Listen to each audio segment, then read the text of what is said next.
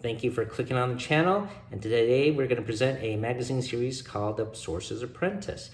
I'll tell you more about this magazine in a bit, but hopefully you can hit that like and subscribe and check out our free giveaways, including the big Marvel giveaway we have going on right now. All right, so this is a magazine series that was published between 1978 and ran until 1983. There are actually only 17 issues available. I have all of them except 1 through 3 and issue 6. I started with this one, and part of the thing that intrigued me was the cover story with Tana Lee. As you know, she writes great novels and great short fiction, so I was a little bit intrigued by that. But the main thing that made me buy it is each one, and this one included, has either a solo module or a campaign module within the covers.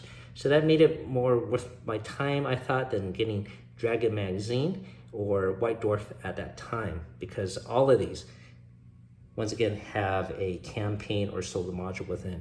So this one I first picked up. It does have a solo module to begin with, and it's called Golden Dust, Red Death. This is written by Michael Stackpole, of course, who is a veteran in gaming industry and even has written some novels for BattleTech. So this is not for Dungeons & Dragons, though. This is actually for Tunnels & Trolls, which is a similar RPG, but was more geared towards solo play, which I found was interesting. With if I couldn't find any friends to play D&D with, or they were out sick or whatever, well, I still had something to do, and this helped fill that void. So you can see it starts on page 2, which is actually over here. So it sets a little scenario, and they got some choices here.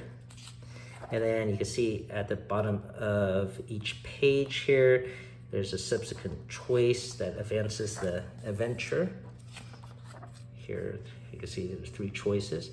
And so each magazine, once again, has either a solo module or a campaign module, but most of them are actually solo modules.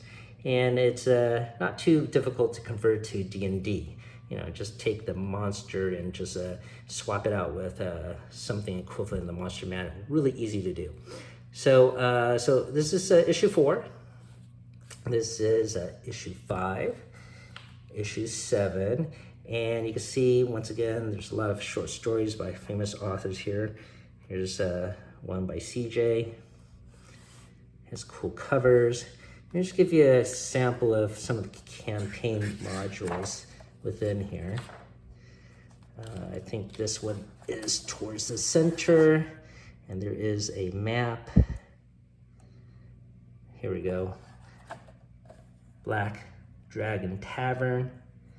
Once again, this is by Michael Stackpole. See, here's a map of the tavern itself, a setup and scenario.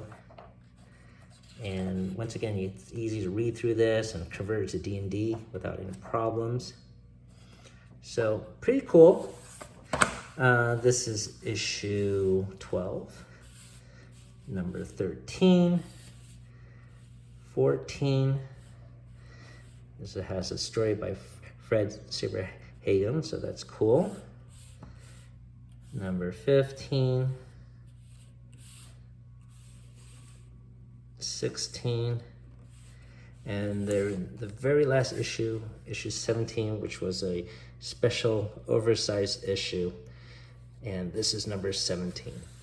All right, so that's pretty much most of the magazines in the series, and it's just something cool to know about if it sparks your interest, or you like Tunnels & Trolls and didn't know about this, or you like solo gaming. This is a resource. Most of these issues, I think, are pretty inexpensive on eBay nowadays, except for, of course, like issue number 1, which I don't think I'm going to chase down. But once again, I grew up with these. I had a lot of fun, and hopefully this sparks your interest in Tunnels & Trolls as well. I'll probably do a separate video later on about Tunnels & Trolls and show off all the other modules and the box set I have for that game as well. So thank you for watching. Have a great afternoon.